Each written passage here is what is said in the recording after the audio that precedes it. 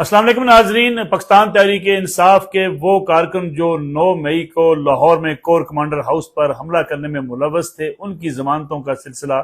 शुरू हो गया और सबसे अहम जमानत हुई है सनम जावेद की। फलक जावेद की बहन और बड़ी ही ज्यादा एग्रेसिव अंदाज में पाकिस्तान तहरीक इंसाफ की ये कारकुन थी। इन्होंने मुख्तलिफ बड़े मौके पर इल्जाम आयद किए, हसास इदारों के ऊपर बड़ी तनकीद की और फिर इन्हें जो है लाहौर में कोर कमांडर हाउस पर हमले में गिरफ्तार किया गया था।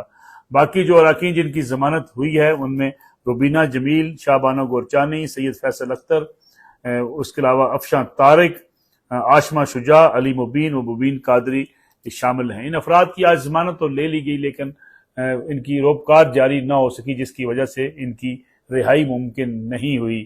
अब सवाल ये पैदा होता है कि जिस तरीके से बाकी लोग जैसे चौधरी परवेज लाई हैं, जैसे अली मीन गंडापुर थे, जैसे उससे पहले शहरजाद अफरीदी थे, बहुत से ऐसे अफराद थे कि जिनकी जो ही रिहाई होती है मुकदमे से किसी और मुकदमे में वो गिरफ्तार हो जाते हैं।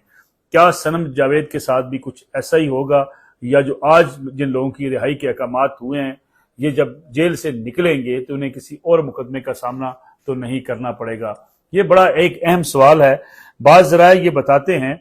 कि ये सारे अराकीन जिनकी जमानत हुई है काफी अरसे से कोशिश कर रहे थे कि अपने मामलात को सेटल कर लिया जाए और ये यकीन दहानी करा दी जाए इदारों को, खासतौर पर इन खवातीन की तरफ से, कि जो कुछ माजी में हुआ उस पर ये माजरत खा भी हैं। खदीजा शाह का एक माफीनामा भी उन्होंने वीडियो पैगाम भी जारी किया था अपनी गिरफ्तारी से कबल कि उन्हें शर्मिंदगी है कि उन्होंने फौज और हिसास इदारों के ऊपर संगीन इल्जाम भी लगाए थे और उन्हें कड़ी तनकीद का निशाना भी बनाया था। अब मामला इन गिरफ्तार जो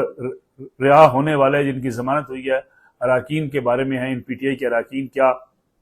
इनको भी जेल से निकलते ही दोबारा किसी मुकदमे में धर लिया जाएगा या इनकी जमानतें हो गई हैं? और अगर इन्हें जेल से निकलते ही किसी मुकदमे का सामना नहीं करना पड़ता तो उससे इस तासर को तकवीत मिलती है कि कहीं ना कहीं पाकिस्तान तहरीक इंसाफ के वो कारकुन जो 9 मई के वाकयात के अंदर मुलव्वस हैं उनके हवाले से लचक का आगाज हो चुका है। बाज़ ज़राए ये बताते हैं कि army chief general Syed Asim Munir साहब की तरफ से ये अहकामात दिए गए थे कि जो लोग भी स्कूलों, कॉलेजों में, यूनिवर्सिटीज़ के तलबा तलबात हैं या जो ख़वातीन हैं, इनके हवाले से फ़ौज के यहाँ अब नरम जो है रवैया पाया जाता है और इस नरम रवैये की वजह से इस बात का इम्कान था कि ख़वातीन की रिहाई का आगाज़ हो जाएगा और उसके बाद बाज़ ऐसे यंगस्टर्स जो कॉलेजेस और यूनिवर्सिटीज़ के तालिब इल्म हैं उनकी रिहाई भी अमल में लाई जा सकती है। पूरे मुल्क से रिपोर्ट्स तैयार करके भिजवाई गई थी जिसके बारे में ये कहा गया था इंटेलिजेंस इदारों की तरफ से कि कितने अफराद जो हैं वो कम उम्र हैं, कितने अफराद कॉलेज यूनिवर्सिटीज़ में पढ़ते हैं और कितने अफराद जो हैं वो ख़वातीन इसमें हैं जो 9 मई के वाक़यात में गिरफ्तार होकर उन पर मुकदमात कायम हुए हैं। शुरू में ये तजावीज़ दी गई थी कि 18 साल से कम उम्र के अफराद जो तालिब इल्म हैं उन तमाम को रिहा कर दिया जाए, लेकिन फिर उस पर अमल दरामद ना हुआ और उसके बाद जब मुकदमात मुकम्मल हो गए, सब लोगों के खिलाफ मुकदमात बन गए, तो फिर ये फैसला किया गया कि जो भी तालिब इल्म है, खा उसकी उम्र 21 साल है, 22 साल है, 25 साल है, लेकिन किसी यूनिवर्सिटी में पढ़ने वाले तालिब इल्म को आस्ता आस्ता ये रायत मिलना शुरू हो जाएगी कि उनको मुकदमात से निकाला जा सकेगा और उनकी जमानतें हो सकेंगी। अब इस पर अमल दरामद का आगाज अगर इन अफराद की जमानत होने के बाद इनकी रिहाई से हो जाता है तो फिर इस खबर को या इस राय को तकवीत पहुंचेगी कि अब पीटीआई के उन कारकुनों के लिए नरम रवैये का आगाज हो गया है। दूसरा, आज की अहम खबर, फैसल वाडा साबिक वफाकी वजीर हैं, उनका एक बड़े हैरान कुन इंकशाफात सामने आ रहे हैं। माजी में भी उनकी तरफ से जो इंकशाफात सामने आए काफी हद तक वो दुरुस्त साबित हुए। इस बार फैसल वाडा साहब तो मियां नवाज शरीफ को वापस ना आने का मशवरा दे रहे हैं और वो मियां नवाज शरीफ साहब से कह रहे हैं कि वो 21 अक्टूबर को ना आए और अपनी आने की तारीख को मौखर करें। ये चेमगोइयां पाकिस्तान के अंदर शिद्दत से जारी हैं, तबसरे भी किए जा रहे हैं और ये कहा भी जा रहा है कि मियां नवाज शरीफ शायद अपनी आने की तारीख 21 अक्टूबर से आगे ले जा सकते हैं, लेकिन मुस्लिम लीग नून की लीडरशिप इस बात पर जिद भी है, मुसिर भी है कि मियां नवाज शरीफ हर हाल में 21 अक्टूबर को वापस आएंगे। मरियम नवाज साहबा जो कि सीनियर नायब सदर भी है मुस्लिम लीग नवाज की, वो तो इस बात का ऐलान भी कर चुकी हैं कि जो साजिशी अनासर हैं वो मियां नवाज शरीफ की वापसी के हवाले से गलत अफवाहें फैला रहे हैं, इसलिए वो वापस जरूर आएंगे।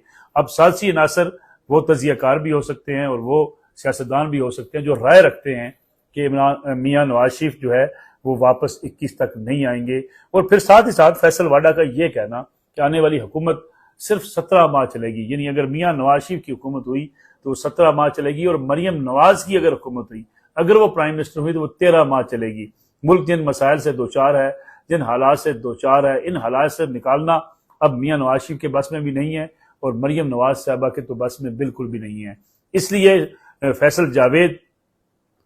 फैसल वाडा जो है ये बात कह रहे हैं कि ये जो आने वाली हुकूमत है उसके लिए वक्त गुजारना, वक्त पूरा करना बड़ा ही मुश्किल मरला होगा। एक तो बड़ी अहम पेशरफ्त हुई हैं खासतौर पर इलेक्शन के हवाले से, जो कि परवेज खटक साहब और जहांगीर खान तरीन साहब के हवाले से कहा जा रहा था कि शायद उन्हें इलेक्शन होते हुए नजर नहीं आते, इसलिए वो इलेक्शन की तैयारियों में मसरूफ नहीं है, वो इलेक्शन की तैयारियां नहीं कर रहे। लेकिन जहांगीर खान तरीन और परवेज खटक